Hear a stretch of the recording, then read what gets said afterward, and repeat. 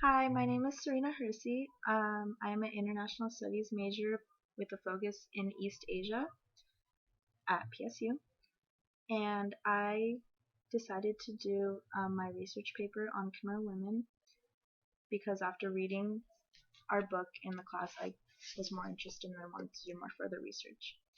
And I really focus on the rural versus urban life in Cambodia and its distinctions and how these women either adapt to modern life or carry on their traditions from their villages into the cities.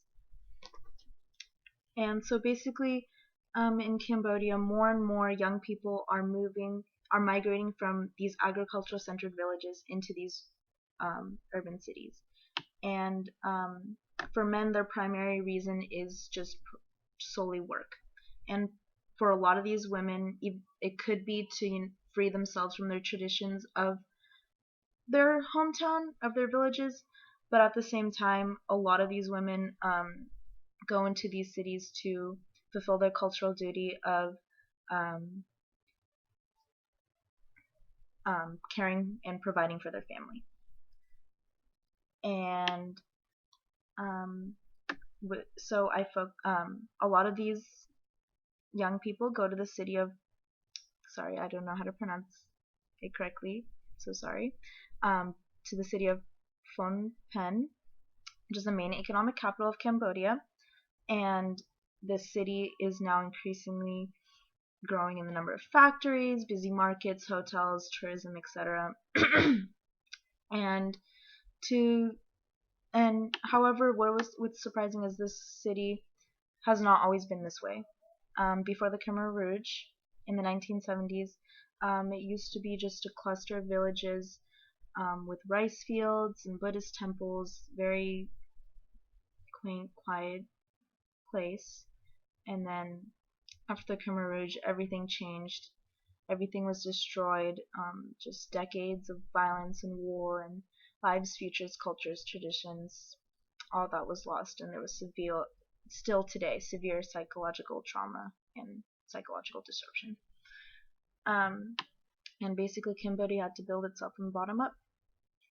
And now there is a really significant distinction between modern and traditional, urban and rural, basically the old and the new. And to these, a lot of times to these women, the cities represent a glamorous life, and they're very attracted to that, to living on their own, making their own money, buying their own clothes, wearing makeup, just shedding themselves from the traditional ideals they were brought up with. Excuse me. But like I said, for a lot of other women, it's for traditional. I mean, it's for financial reasons because farming alone cannot sustain their family. And although there are these distinct divides, and although many Khmer women are able to free themselves from the village, unlike the past, and multiple traditions have been lost due to the Khmer Rouge, the women's traditional duties and proper behaviors and appearance are still evident and these ideals that they must follow are still evident in today's Cambodian society. And due to this, women have troubles both living in traditional homes and adapting to modern life, and many resort to extremes such as sex work. And so in my research, I research first the traditional ways, um, like what are the ideals of the Cambodian women, how do they have to act, and then I research the urban life of these women, and I primarily focus on sex work because a lot of these traditionalist ideals carry on into the modern life. All these traditional ideals for women carry on into the modern life. And for many, people are forced into the sex work, but for also these women, some of them, they go into sex work as a choice because um, they do make more money um, instead of garment or factory work, and they feel like it is their duty to help their family. Some people go into sex work so their family can buy more land, so their siblings can get an education. They see it as basically human sacrifice, and that's part of their cultural duty to sacrifice themselves for their family. And so I focused on three sources. The first is our reading, Khmer Women on the Move by Aniska Dirks, and then an article, Just Choices, Representations of Choice and Coercion in Sex Work in Cambodia by Larissa Sandy. And this basically talks about the like how some women, it is a choice for them.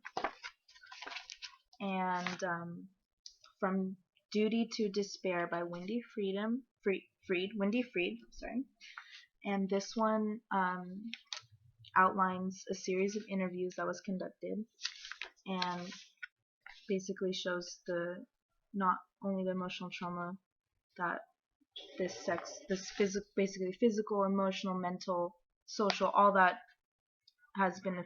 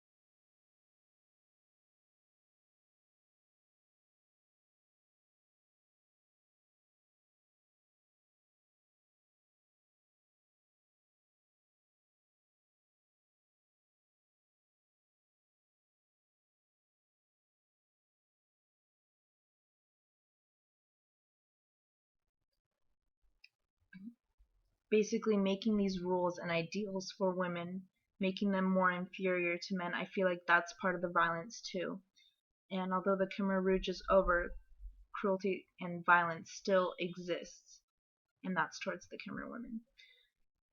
And so many women strive so hard to preserve their traditional ways and fulfill their duties while trying to adapt to the modern life. And to really understand the state of these women today, it is important to consider all the factors from historical context to cultural ways, the current globalized economy, and the gender constructions of Cambodian society. And by intersecting all these components and really understanding these women, someday I hope they can be helped and lifted into an equal position of men in society. But until then, I feel these women will continue to be inferior and really struggle to survive. So thank you, and please enjoy my paper. Thank you.